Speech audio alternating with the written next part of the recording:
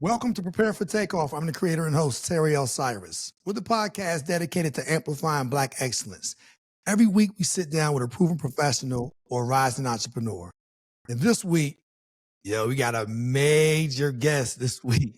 Dr. Diversity, Executive Director, founder of the Privilege Institute, founder and program director of the White Privilege Conference. Give it up for Dr. Eddie Moore. What's going on, Dr. Moore? What's up, bro? It's so good to see you, man. I appreciate the opportunity to engage your fan base, man. It's good to be here. Good to see you. Good to be alive and kicking, bro. That's what's up, man. Well, look, first off, please allow me to give you your virtual flowers, and they're well-deserved. Your story is incredible. I look forward to sharing it for our viewers and listeners, man. But I'm going to get into how it all started. You're a Florida boy at heart, man. So what was it like growing up in Florida? Man, it was beautiful, man. I mean, life was a struggle. I mean, we didn't have all the things that, we probably needed, but I feel like as I look back on that time, we had enough, bro. The family, the friends, it's a neighborhood, a community center, a church, small town, Florida. I think when I look back on it, there's some ups and downs, some challenges, all that, man. But in a nutshell, my mama really loved me and really kind of guided and watched over me. To some extent, I thought a little too heavily. But as a youngster, I had three older brothers, and all three of my brothers went to prison before I was in high school, bro. And so I was the youngest of five. My sister, she was somewhat flirting with trouble here and there. So I was really my mama's baby who she was going to make sure made it, so to speak. And I think part of what she did was really, I say my mom invented the term helicopter parent. You know what I'm saying? She was just making sure I was on the right track to the extent, like I said, sometimes I felt a little too much, but now I look back on that, man. I mean, overall, Florida was a good experience for me. Some ups, some downs, tough times, hard times, all that stuff.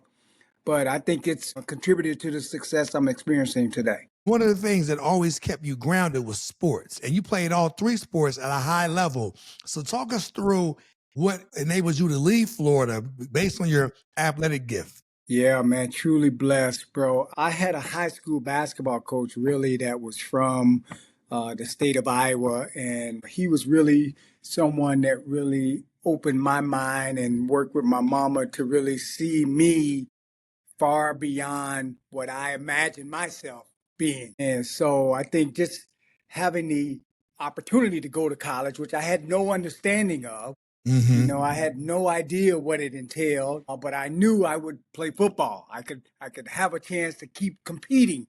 And that was my carrot, man. In fact, when I went to college, small college in Iowa, I played football, baseball, and basketball for 4 years. And so sports, athletics, that regimen, that discipline, I think really contributed and still contributed to just kind of how I am today in reference to my day-to-day operation. But in that time, especially because of some of the other extracurricular things I was involved in, I mean, sports really was instrumental. But I owe a lot to my mama and my high school basketball coach who really, I mean, just instilled in me a real idea, a belief that I could go to college after high school. And I mean, I didn't know if I was, really, I knew there was like big time, you know, ballers like Deion Sanders who came out of the same kind of area I came out of and went to Florida State. But I still didn't quite understand the tiered Division 1, Division 2, Division 3, and I was just happy to be balling, bro. I thought, Right. I had a chance to, do my thing.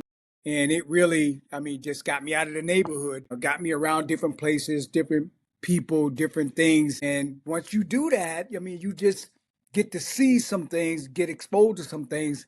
And I think that really was the kind of the fire, the match that kind of lit my ambition to see myself farther than what I imagined myself. Right. And you wasn't there just playing three sports. You was also on the radio. So you was like the unofficial mayor of the school, man. So how did that come to be? Yeah, man. Actually, it was a good friend, man, that I met. One of the first friends I made when I got to college. And this cat, actually, he was from Minnesota, bro. I just reconnected with him, and we just realized we had been friends for 40 years now, bro.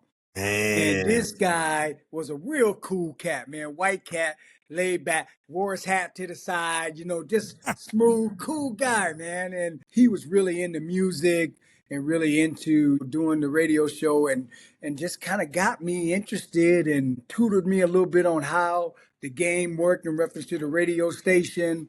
And so, man, I was in my limelight, doing the radio show at the college, but also I struck a deal with the local bar. So every Friday night, one of the weekend nights, I would play at the local bar. And that was kind of how I hustled up my little drinks as a college student with not much of a revenue coming in. And also, though, kept my spinning game, my mixing game, all of that up to par. And I still enjoy music. I still have a record collection. I mean, it's a big part of still who I am today as a public speaker. I include music. Music is in my head when I'm speaking, when I'm communicating with young people. Yeah, man, it's been a big part of my life for sure. So now you had these things to keep you grounded. Sports, you had the radio station, but you mentioned extracurricular activities. Now, I don't know how far you want to go into that, but did you bring any of the things from the old neighborhood to Iowa? And if so, what were some of those things that you had to navigate and kind of balance throughout those 4 years? Yeah, man. The way I describe it is having three older brothers. I was exposed to some things the average 13-year-old, 12-year-old didn't have exposure to when it came to specifically drugs and alcohol. So I was already through wanting to be, I mean, like any little brother, you want to be like your older brothers. Right. I can, really early on remember sampling some drinking and smoking a little weed. So I think what that did for me is most 17, 18-year-olds, when they get to college, they're experimenting for the first time with drugs and alcohol. So when I came at 17, 18, I was already somewhat of a seasoned veteran. I had already had a tolerance level built up. So Right. when I would go out partying, I could also, I could at times feel like I could pump up the volume a little bit more just because I had some tolerance already built up. And I think it led really, man, to the battle I had with drugs and alcohol in reference to becoming addicted to crack cocaine and becoming an alcoholic and eventually getting my life turned around. But those early stages of coming to college, the answer to your question is absolutely yes. I brought some of what I had learned in the neighborhood to that environment, specifically when it came to like partying. Because, when I was at home in Florida, I couldn't stumble home just anyway, because my mama would meet you at the door and be like, nah, you can't come in here like that. Right. But when you get to college, your mama ain't there. And so I had a kind of freedom that really just opened up some opportunities for me to do some things when it came to drugs and alcohol. That's what I mean by that extracurricular that got out of control. Now, the thing that was able to keep me alive, because, bruh, I was in some situations at the highest level of consumption. And I think the thing that kept me alive was the practice, the competition, right? I had to train, I had to work out, I had to go to practice. So I think those things kind of interrupted me just, I forget that old R&B song back in the day, party all the time, party all the time, party all the time. Bro, so the sports participation really helped introduce some interruptions. So I think that's how I stayed alive and even graduated. I mean, it's a blessing, bro. How I got through those days and made it to that stage is a testimony that something greater than me is involved in my life, bro. Because I was in some really dangerous and difficult situations when it comes to drug and alcohol consumption. And so I make it out. I participated in these extracurriculars at the college level, and I make it to graduation, and then I head back to Florida. Once you went back to the neighborhood, the very people that your mom was trying to keep you away from, they was waiting on you. Come back to the neighborhood, and now you figure like, all right, if I have a hustle, I done learn how to work my hustle at the highest level because I'm a degree professional. What was that transition like going back to the neighborhood, going back to these same individuals that whatever spiral they were on prior to you leaving, I'm sure that spiral had continued further downward and you were meeting them where they were. So talk us through what that transition period was and how long did it take you to get to that place that you would call your bottom? Yeah, bro. To start in reverse order, it took about 2.5 years before I hit rock bottom. Mm. And I mean, I dove in though, bro. I dove in deep and fast. You know, I was going to the bottom fast at the highest speed. Keep in mind now, I'm a college graduate, you know, I'm looking good. I'm in good shape. In this elevated mindset, you know, going back to my neighborhood, like I am better, I am smarter, right? I don't think this is abnormal happening to folks when they go back to their neighborhood. So I wasn't conducting myself in a way that made me feel I was better, but it was definitely in my mind because I had that degree, bro. And Mm. like you said, I was thinking I was gonna be a smarter drug dealer. Right? I was gonna do it better now because I had that education on how somewhat the system worked. But there's an old line that I learned from, I don't know, I think it was Nino Brown or something, where you just never get high on your own supply. I mean, the one thing a successful drug dealer cannot do is smoke the product. And Right. that's where my problem was, bro, is I was again entering into this kind of world of thinking I was going to be better at it, where I was from an addiction standpoint at the worst stage, man, where I was again just wanting more, bro. I mean, the more I would work and make money, the more I would spend and get high and get drunk and out of control, man. So I was a functioning drug and alcoholic, bro. You couldn't tell. Like I said, I was in great shape and, you know, I had myself put together. And so you could really never tell by looking at me. And I wasn't really public about the way I was behaving and demonstrating some of those alcoholic and crack addiction tendencies. So, but again, to your question, I was at that level. I mean, I came back home, I think, even in worse shape when it comes to addiction through my 4 years at college. And when I got back around those same people into those same places and spaces, bro, I dove deep and I dove fast. And in a nutshell, I ended up in my last high exchanging my mom's car for some dealer to make a run using my mom's car, and it broke down. And so my mom woke up the next morning, her car wasn't there. And bruh, it broke her heart. It was the first time I felt like my mama had to come to the realization her baby was a crackhead.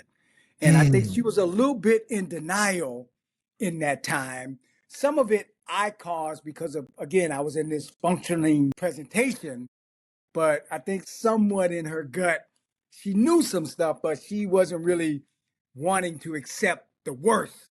And so, bro, I brought that reality right to her face, man. And it broke her heart, bro.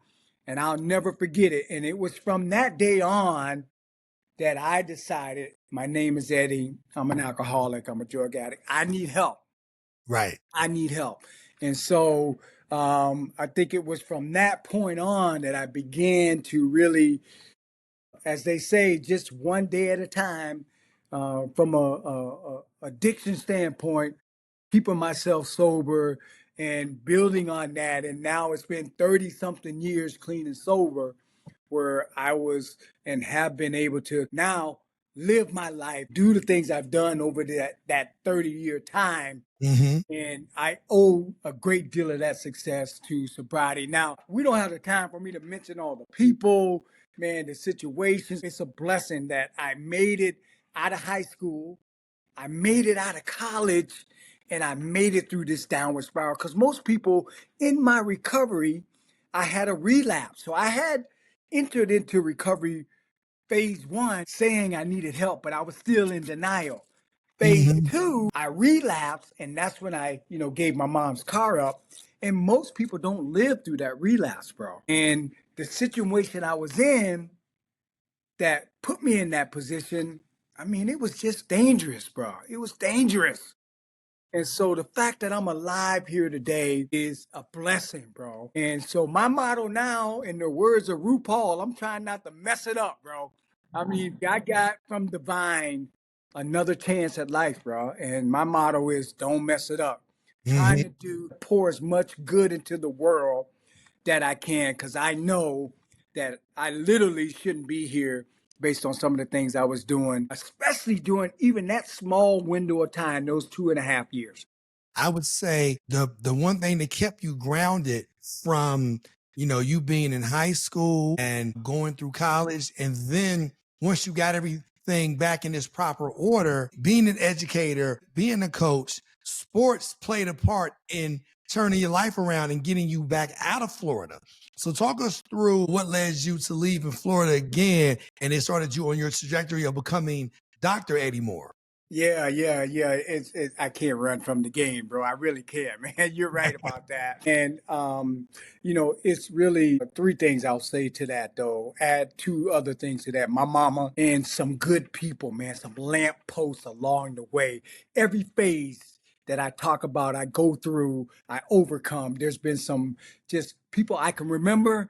And there's some folks I literally don't remember, bro. I tell this story where I was in my worst downward spiral. I was in the back of a police car, bro. I'm a college graduate. I'm in the back of a police car after a bar fight, acting a fool, man. And I'm ready to go downtown, bro. This is it. And someone comes up to the police officer and says, hey, this guy's okay. Let him go. He's okay. Right? Just gave me a pass, man. I don't even remember who that person was, bro. That's just one small example of just how, again, it's just been a blessing. But to your question, man, so I get myself together. I started teaching and coaching, and I got a chance to take some young players to a small college to look at the one I went to and then another college, just like my coach got me into college. So I was trying to, repeat the pattern, right? Doing some good. Basically, I get to this small college. The two players are going around with the other players, just taking a look. And the coach of this team tells me that, listen, I always have a black football coach on my staff. And the guy I have now is leaving for another opportunity, right? And I'd love for you to take a look at this position.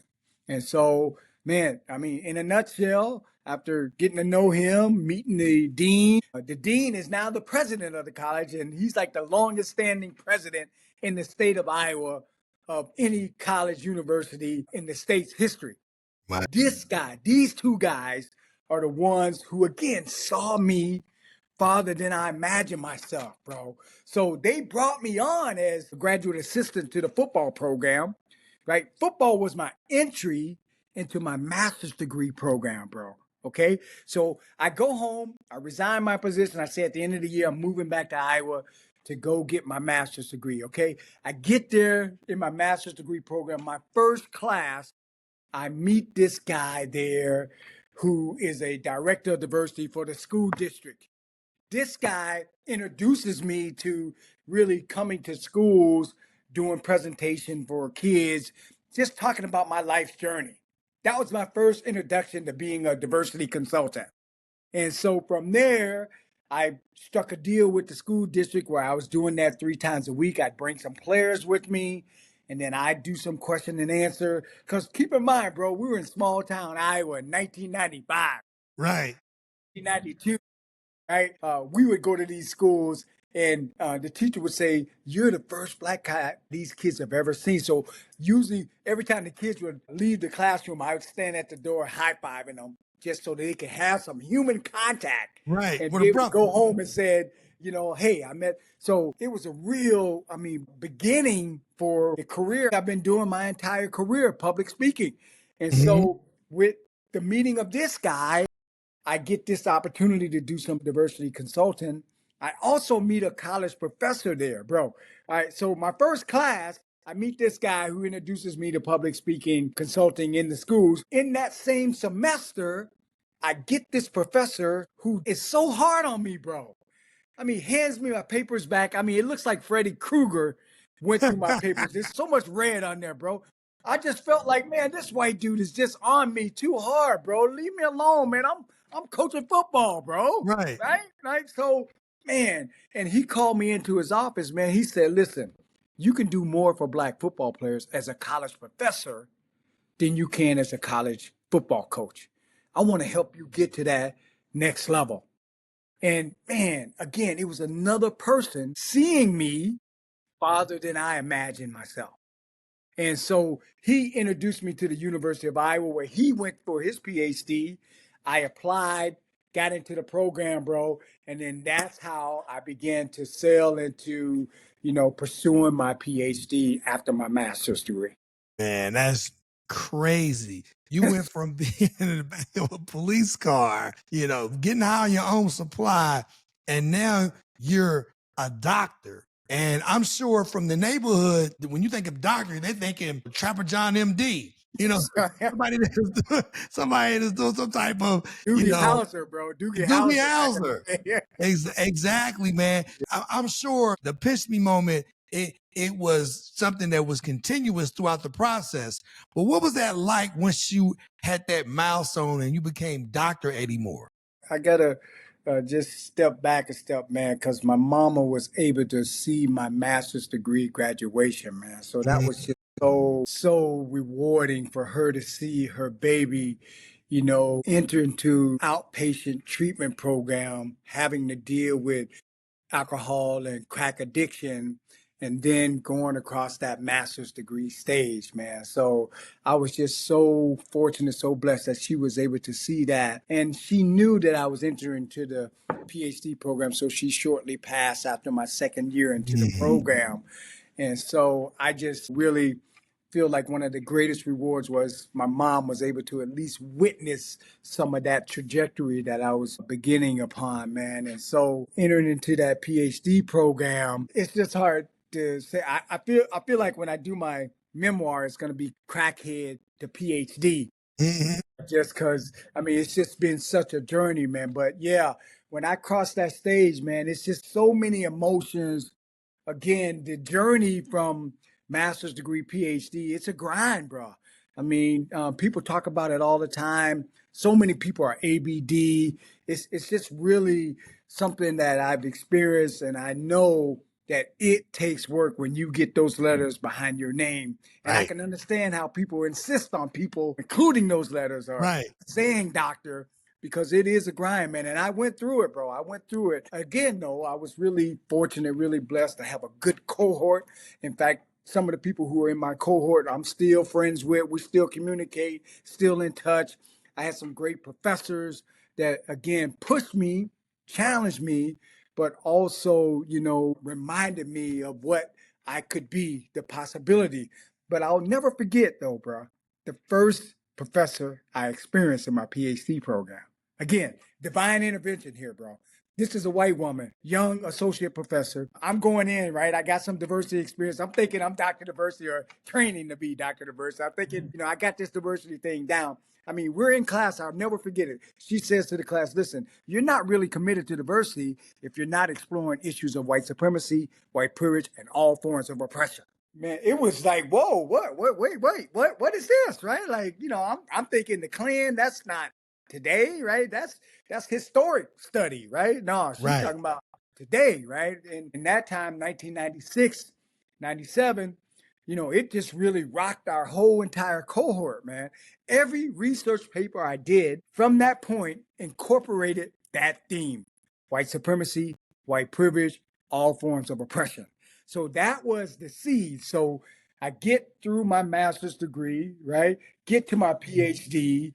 In my first class of my PhD, the seed for my life's work, the White Privilege Conference, is planted by a young white associate professor woman by challenging us to take our work around diversity to the next level. And so by committing to investing my study into that framework, I just began to grow my 10,000 hours, right? My commitment to the work, diversity, equity, inclusion, with also a foundation of white supremacy, white privilege, and all forms of oppression, intersectionality at the core of that. And that was the birthplace of the idea of the White Privilege Conference. Thinking about starting your own business? Make it real with Shopify, the all-in-one platform trusted by millions to sell online and in person. Whether it's merch, art, or digital goods, Shopify gives you the tools to build, grow, and succeed. And here's the best part. When you sign up using the affiliate link in our show notes, you're supporting Prepare for Takeoff and starting your business off right. Click the link and start your free trial today. Who would have thought there would be a white woman who would plant that seed into a brother, and it allowed you to have that light bulb moment, if you will, to say, this is going to be part of my life's work. So now, how did that life's work start? So I know you got your PhD, and now at some point you said, well, how can I expand this work beyond the classroom and take my, if you will, show on the road, and let's talk about diversity in a real way. And that became the White Privilege Conference. So how did that come to be? I'm sure that our viewers and listeners are listening like, okay, when you first hear White Privilege Conference, you're like, okay, is that for us? Yeah, I almost think you should say Eddie Moore Jr. from the White Privilege Conference is coming on and do an anonymous survey of what do you think this guy looks like, right? Most Right. people would not picture this brother from the Florida projects in Punta Gorda, Florida, right? So yeah, man, it's been interesting, bro. So yeah, most people hear Eddie Moore Jr. White Privilege Conference and they don't picture me, man. I But make the yeah, connection. it's been a great journey though, man. Yeah, the process though is all interconnected because the pursuit for the PhD coursework I got through relatively smoothly and quickly, but the process to go from ABD all but dissertation took me probably another 8 years or so, mainly because I took a job. And so I when I graduated with my coursework in that second year of my coursework, I took a job at Cornell College where I did my undergrad. And so Cornell College called me, asked me to apply for the job that was opening, a job I didn't even know existed, right? Director of Diversity, or at that time it was called Director of Multicultural Life, Intercultural Life. And so I apply for the job. I get the job. Again, keep in mind, I'm experiencing this white woman associate professor and the absolute commitment to studying and understanding white supremacy, white privilege, and all forms of oppression. And as a PhD in your coursework, doing your research, you're also going to other conferences, you're presenting your scholarship, you're attending and challenging and learning from other people, other scholars. And I mean, I'm that brother that's in the workshop. I'm at the conference saying, wait a minute, though. Wait a minute. What about white supremacy? What about white privilege, right? And at that time, bro, that was not a topic that folks were opening their arms to. I mean, Right. keep in mind, I was almost like public enemy number one. When people are seeing me, oh, no, here comes Eddie now. All right. So my hand goes up. Time now, people starting to look away, hoping some other hands go up so they don't have to Right. call on me because they know the question I'm gonna ask.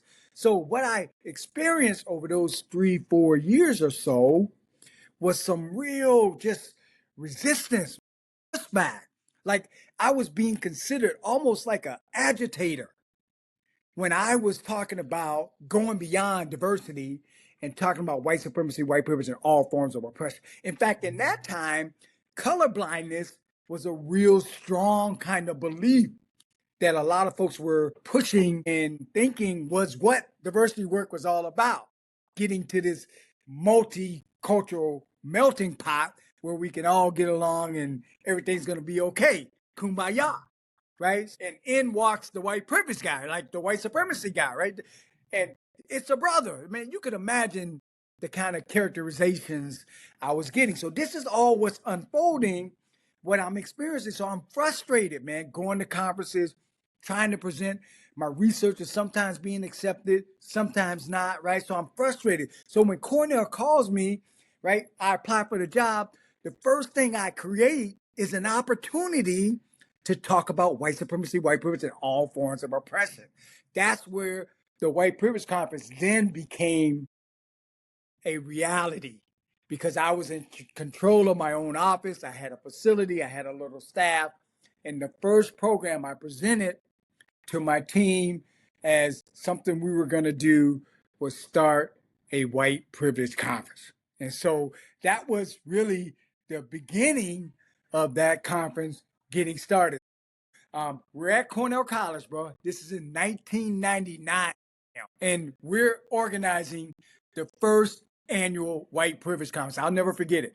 Two of the professors who were there when I was a student call me into their office, bro. Okay. We're colleagues now. They call me in. They say, listen, nobody's going to come to this conference if you keep the name of this conference. And I genuinely believe, bro, they were looking out for my professional career. Right. It wasn't like they were hating or throwing shade at me.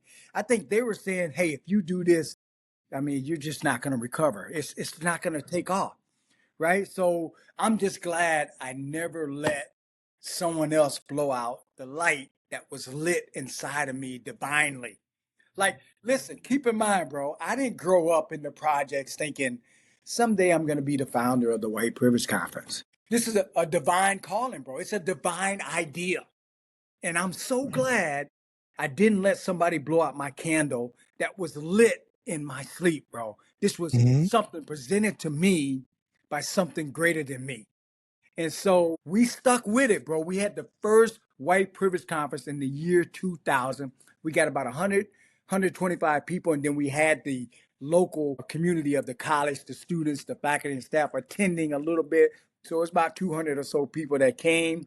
White Privilege 2, right? We're in preparation for that. One of the professors who was there when I was there as a student, another one, a different one, comes to my office and says, hey, I always wanted to get Cornell West to come to Cornell College. Let's use your conference to do so. So White Privilege 2, we got Dr. Cornell West as our keynote. And that took us from 100 or something to 300 or something. Right. And that's when the conference began to gain some traction. And again, I'm still ABD, bro. So I'm working, trying to finish my dissertation, but I'm not really doing it because I'm working. And so at White Privilege 2, there's another small college just about 2 hours or so away that sends people to the conference. Their people come to the conference, they go back to their college. Their president, after they returned and talked about their conference experience, reached out to me and asked me to apply to be the director of diversity at their college.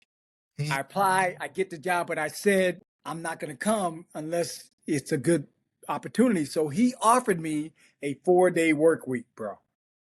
So he said, you can work 4 days, and then that 5th day, you can do your dissertation, and we're going to support you getting your PhD.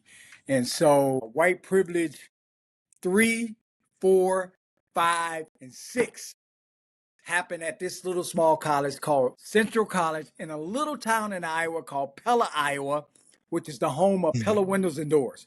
And the president, David Rowe, I never forget this white dude, bro, was so innovative, so supporting, so creative, and really gave me that opportunity to not only continue with the White Privilege Conference and its growth, but most importantly for me to finish my PhD, because in the next couple of years, I finally got my PhD done and became Dr. Diversity officially as I was working at Central College as their director of intercultural life.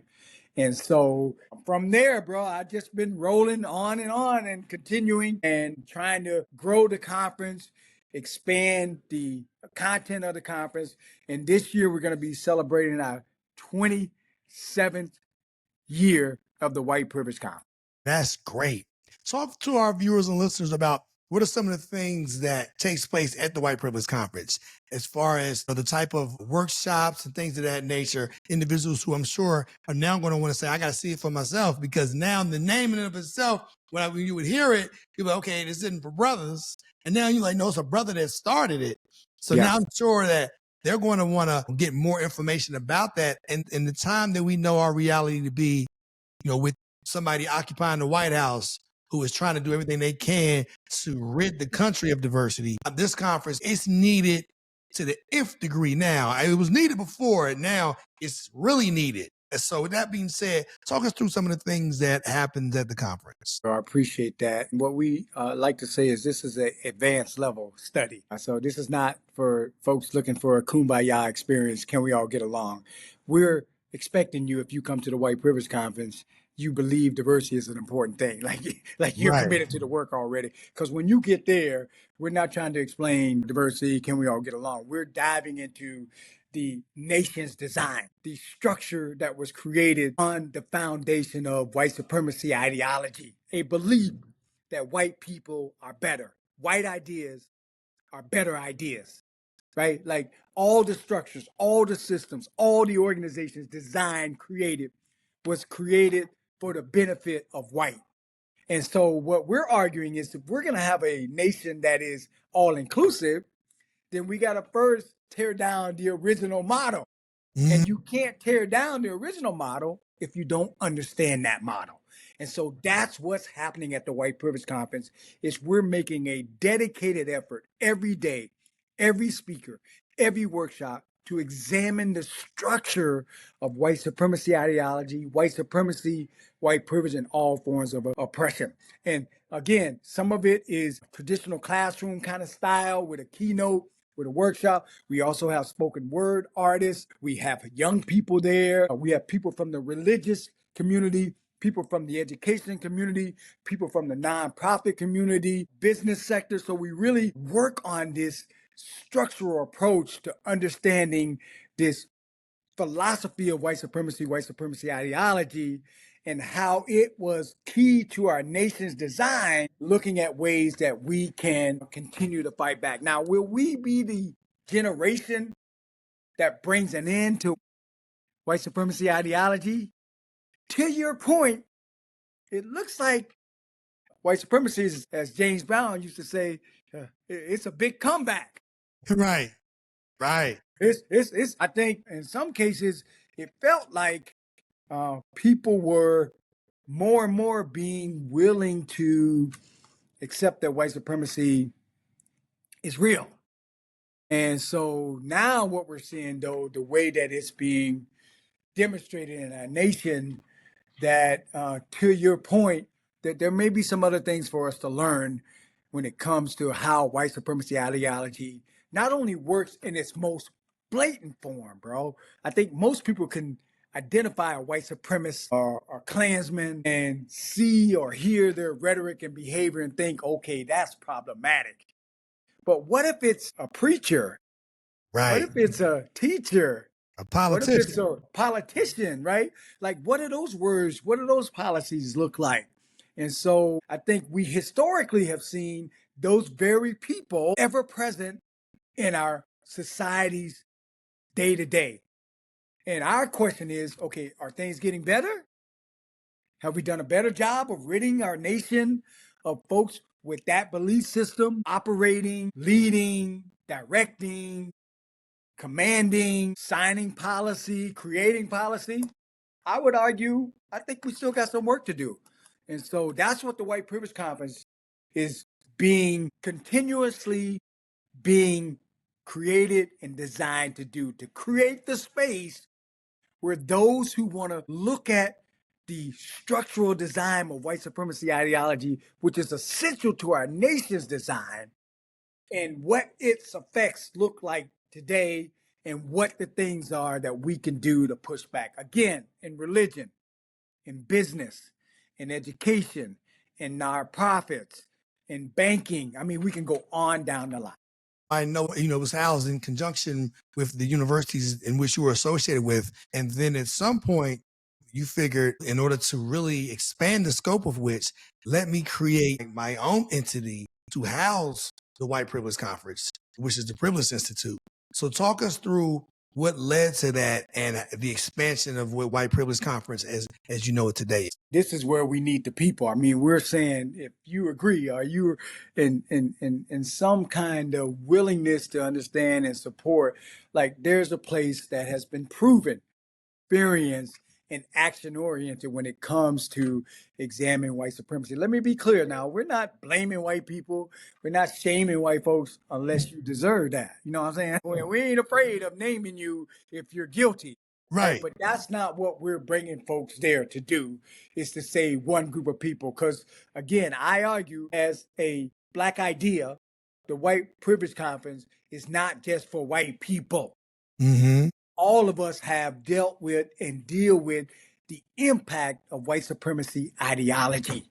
Right. And so it's really important when we're putting things together, designing the kind of workshops and speakers, that people have an understanding that this is a place and space for everybody to understand the impact psychologically, financially. I mean, there are many different ways. So I think that where we are right now, bro, in this time is really trying to have the freedom, because when you're institutionally bound, depending on the landscape of the institution or the Right. leadership, I mean, things can change. And so when we were in small town Iowa, I was actually pretty astounded by the support we received at Cornell College and at Central College. But both of those times expired, bro, because again, things change. And when we were at the University of Colorado, Colorado Springs, we had about a good 7, 8 year run. And, you know, it just became a time for us to move on. But the biggest gain there was freedom. And so now, as a 501c3 operating in independence, I mean, we can really grapple with this subject matter and not be concerned that or some individual representing some individual organization is upset. And so, therefore, because they are part of the institution at a higher level, they've decided to stop funding the program, which we're Right. seeing happen right now. Mm-hmm. Right? Now, it presents another challenge because, I mean, the threat against diversity, equity, inclusion, belonging, whatever you call it, is real. I mean, we've literally seen thousands, if not hundreds of thousands of people losing their jobs, losing their well-being associated with the work of diversity, equity, and inclusion. And so we're not outside of that. But what I am saying to people, again, I still think it's like the US Army, bro. It's like the Navy, right? We still need basic training, everyday soldiers, but we also need some Green Beret. We need some what are the Navy elite Navy? What do they call Navy the SEALs. Man, we need some SEALs, bro. So when it comes to social justice, what we like to think of the White Privilege Conference as is a place where we're challenging, getting people ready for the highest resistance, the most difficult situations and challenges as it relates to these issues, which we're seeing people face right now.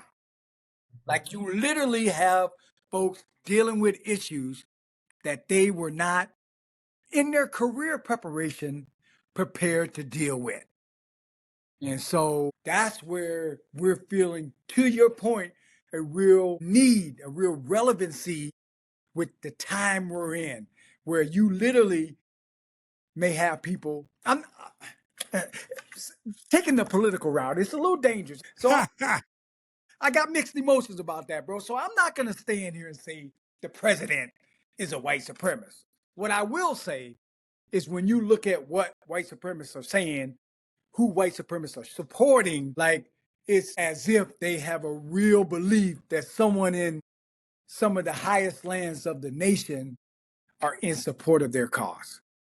And I think that's problematic. And so I think again, I don't feel like I'm personally on a mission to take on some people in some positions that I'm not going to have really any everyday contact with.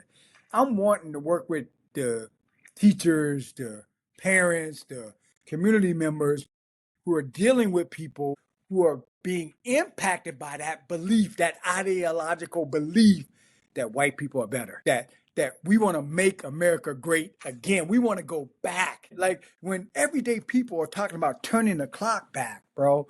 I mean, I think we got to help our parents, our teachers, our religious community, our finance community. Everyday people are being involved in that all the time and sometimes just feel overwhelmed, if not outright afraid that if they say the wrong thing, if they do the right, I mean, that we just got a lot of stuff happening right now as it relates to white supremacy. And that's what we're trying to do as a conference. And because we have that 1C3 status, that independence, bro, we don't have to worry about some president, some board saying, you have to stop this. This is going to end So it's been really refreshing to feel like more than ever, an institution dedicated to fighting white supremacy ideology, white privilege, and all forms of oppression is as needed today in 2025 as it was when it was created in 1999. I would argue more. I would argue more today. And I know that your attendance is steadily climbing. You started at 200, and I'm sure today you're at 800 to 1,000 people in attendance.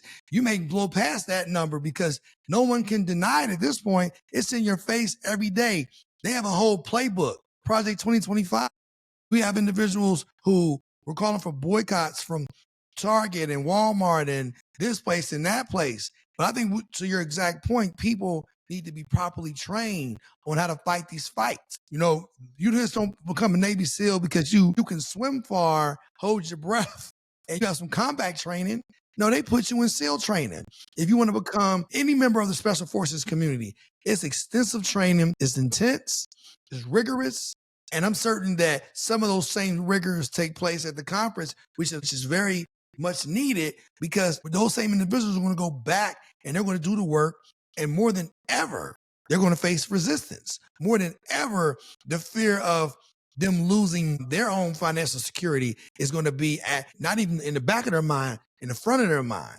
So I'm certain that the conference is something that people are going to really run to more so than they have ever done before. This episode of Prepare for Takeoff is brought to you in part by Riverside, the platform that I trust to record studio quality podcasts right from my laptop.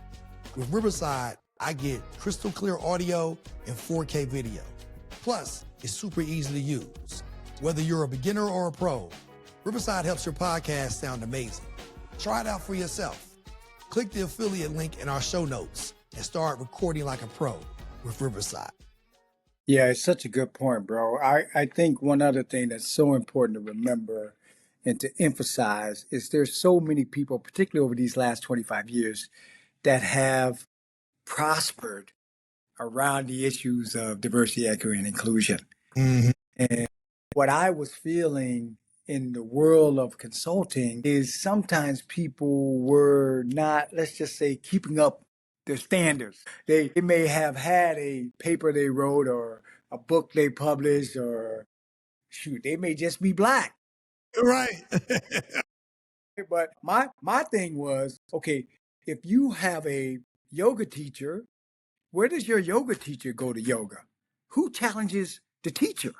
So one other thing I was trying to establish and still hope that the White Privilege Conference continues to be for folks is a place where you can see your trainer, your presenter, your practitioner also there doing the learning. And so it's really important that we create this kind of space, not only for everyday people, but also the people who claim to be the experts around this work to come do their work. And I think the second thing is that, you know, to your point, as we look ahead, I mean, I've been asking this question now. I mean, is the White Privilege Conference relevant for the time we're in? I mean, what about these next 25 years? Should we be changing the name? Should we be adjusting so it's more palatable, so more attendance can happen? Like you said, maybe we want to get to 1,000, 1,200, 1,500, right? But I'm also, if I keep with my metaphor of Navy SEALs or Green Beret, those numbers are usually pretty small. Right. And there's a reason why. And so I think what I'm now coming to the realization of and becoming okay with, we may only get 600, but I want to make sure that 600 that comes are coming for the highest level of commitment Right. and rigor when it comes to dealing with the issues related to white supremacy, white privilege, and all forms of oppression. I like to call it CrossFit diversity or There you go. calculus diversity, right? Finally, I felt like the greatest frustration with diversity has been that sometimes it's just been so accessible for everybody. And I think that's okay to have entry level, but in every subject matter, there's some advancement required. I mean, there are classes in mathematics that I can't even spell, bro. You know what I'm saying? Like that's not my area of expertise. And if you put me in a, you know, trigonometry course, one, I'm gonna have to look it up. I mean, just to make sure I got trigonometry spelled correctly.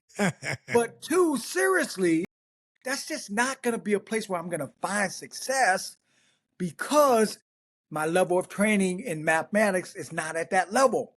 And that's okay. That's okay. And so I felt like diversity is the only area where we didn't have an advanced level course developed. And so that's the other thing that I'm trying to advocate and also be clear about when talking about the White Privilege Conference. It's for everybody.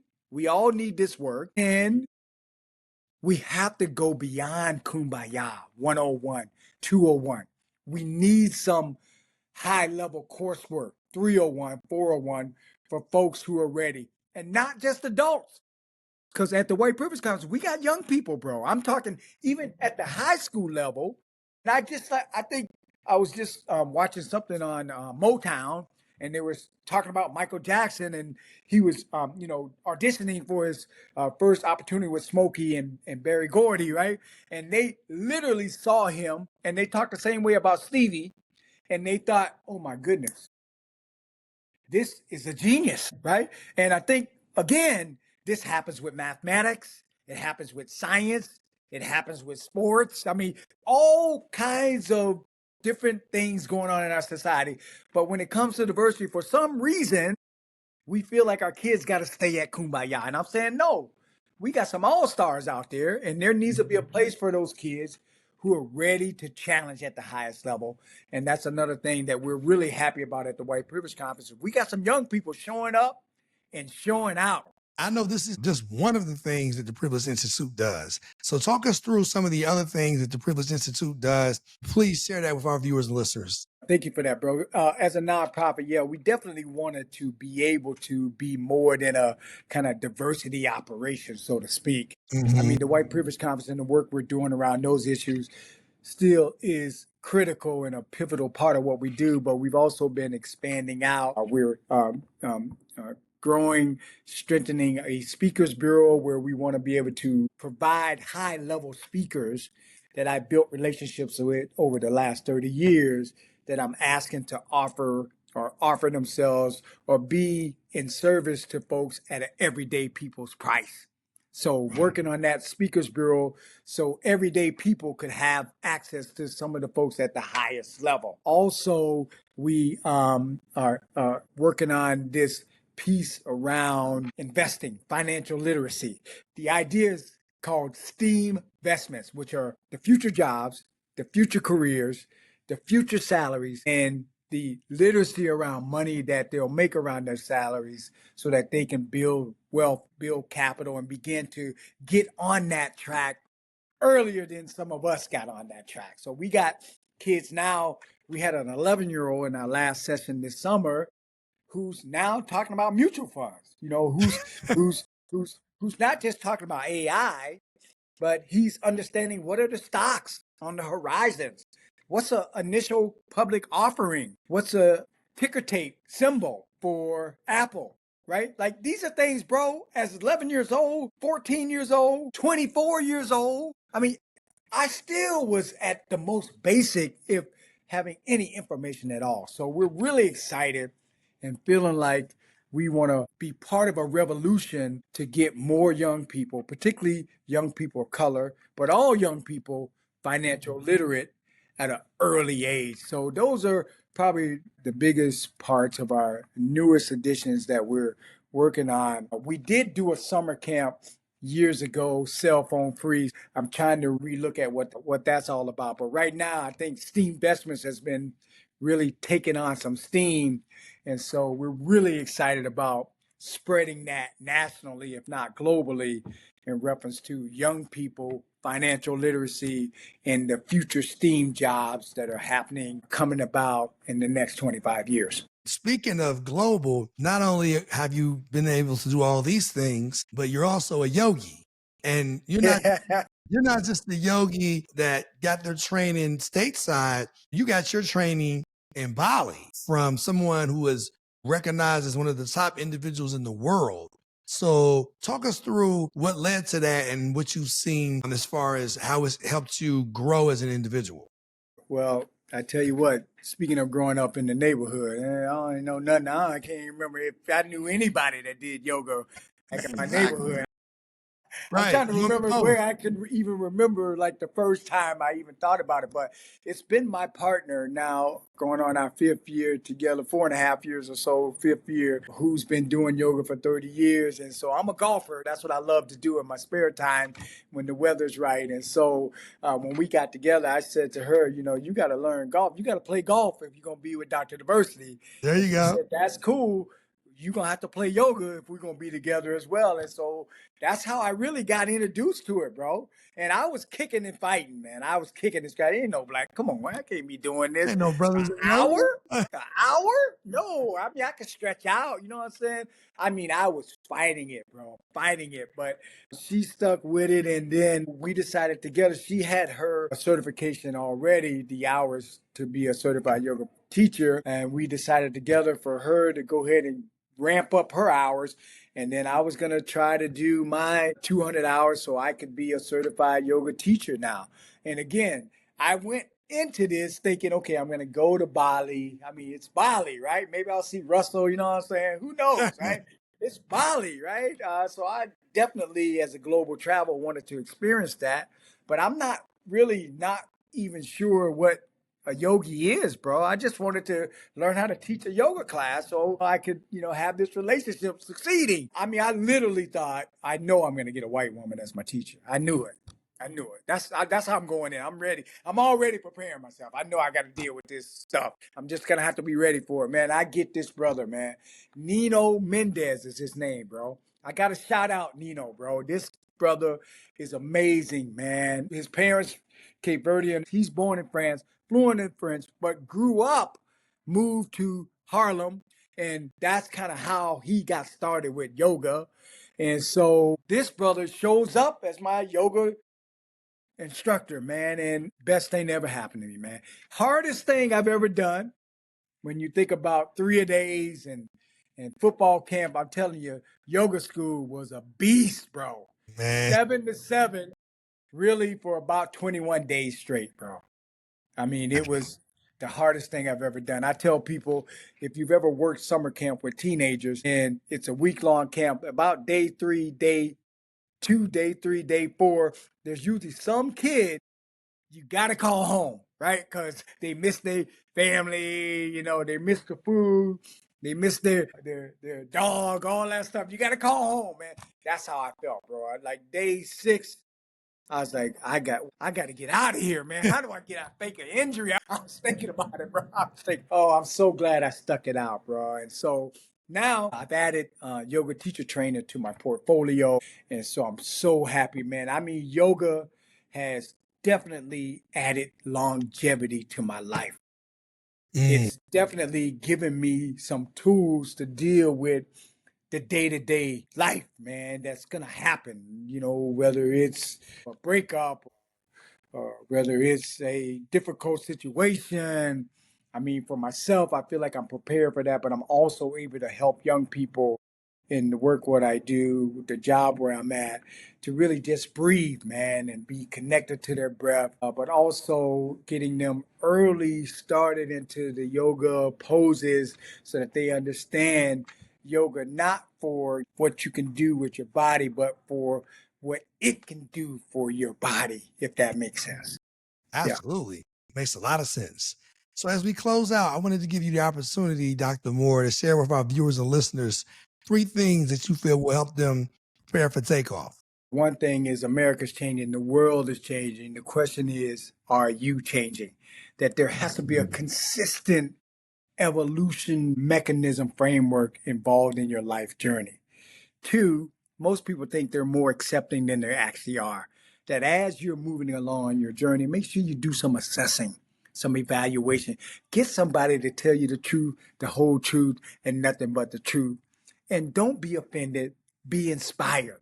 assessment is really key as well. Last thing I'll say is practice. Yeah, you talking about practice? Yeah, practice. Seriously, that I know for myself as I've evolved, as I've gotten better. I mean, whether it's yoga or whether it's issues of diversity, equity, and inclusion, that I've had to put them in play. I've had to continue putting them into action. And I'm going to make mistakes. I'm going to fall. I'm going to trip. I'm going to, screw up every now and then. But that's part of how you build that skill set. So I would say that practice piece. Yeah, you talking about practice? Yes. That practice piece is so key to building and strengthening that skill set. Those are the three things I say people need for the takeoff, bro. I couldn't agree more, man. So I'm sure our viewers and listeners are going to want to know, how can I get in contact with Dr. Diversity? How can I learn more about the conference? What are some contacts you're comfortable with sharing, whether that's your social media, email, website to the conference, whatever you feel comfortable with sharing? Yeah, EddieMooreJr.com. That's really how you find me on Instagram, find my website. Also, Yoga and More, ampersand, and Yoga and More. That's how you find my platform around yoga. And really, Kari and I, my partner and I, our motto is everybody needs yoga. And so we're on a mission to get everybody we know, including your host, on that yoga mat. And so that's how you find our yoga verse, what we're trying to do there. But again, Eddie Moore Jr. Instagram, and then EddieMooreJr.com or AmericaandMore.com is how you find my other platforms. I am going to take you up on that offer one day. I don't know when that day is going to be. But one day, I'm going to take you up on that yoga offer, man. But I don't think I'm going to make it to Bali. I'll make it to Bali for vacation.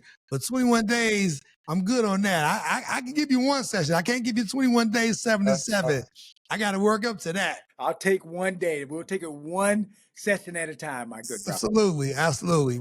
With Dr. Moore, thanks for spending so much time with us, man. I'm sure our viewers and listeners are going to be incredibly inspired by your journey, all you've been able to accomplish. You're a testament of, it doesn't matter how the race starts, it's how the race ends. And we're always on this journey. Success is a process. It's not necessarily a destination. It's the act of continuing to evolve. I know that, you know that. I want our viewers and listeners to know that. And I want to give our viewers and listeners the opportunity to see people that they can identify with, their story resonates with them, and it makes them want to dig deep and be the person that they want to be. And regardless of what someone tells you, you can't be, you have to listen to that voice, not here, but that voice in your spirit. Whatever your spirit's saying, listen to that. The devil, I don't want to get too spiritual. I don't want to take him to church. The idle mind is the devil's workshop. So in my opinion, I feel like God put something in our spirit, and then the enemy tries to manipulate us with our mind. And he uses fear and doubt to do that. So more times than not, all of the things that we know to be overwhelmingly successful, there was a time in which people didn't think that could happen, whether that's AI. Some people much older than us, they probably are just amazed that there's a thing called the internet. Now, although we knew what life was before the internet, but people don't realize the internet was in an incubator on a military level. So it was something that they were fine tuning behind the scenes, but many of us didn't know that. And so if someone said, man, you can make all kinds of money if you just buy all of these Coca-Cola.com, Pepsi.com, man, brother in the neighborhood would say you tripping. But again, you have to listen to that inner voice. God speaks to that inner voice, man. And that professor that told you that nobody was going to come, now, how many years later, we're talking 2+ decades. What do you mean nobody's coming? They've been coming every year, and they've been coming at a high clip. So I would always say to people, never let anyone tell you what you can't do, because anything is possible, and you're proof positive of that. I appreciate that, man. That's facts. And again, I describe my life as divine intervention, bro. Crackhead to PhD. There's no way I should be on this planet based on the things I was doing. And I owe that to the divine. And in the words of RuPaul, I'm trying not to screw it up. You definitely not screwing it up, man. You leveling up. So salute. So salute to you, man. So once again, thanks for giving us so much of your time. And also I wanted to thank our viewers and listeners, whether you're watching us on YouTube or Spotify, or you're listening on Amazon Music, Apple Podcasts, Audible, iHeart, or Pandora. As you know, every week, we're going to continue to bring you proven professionals or rising entrepreneurs.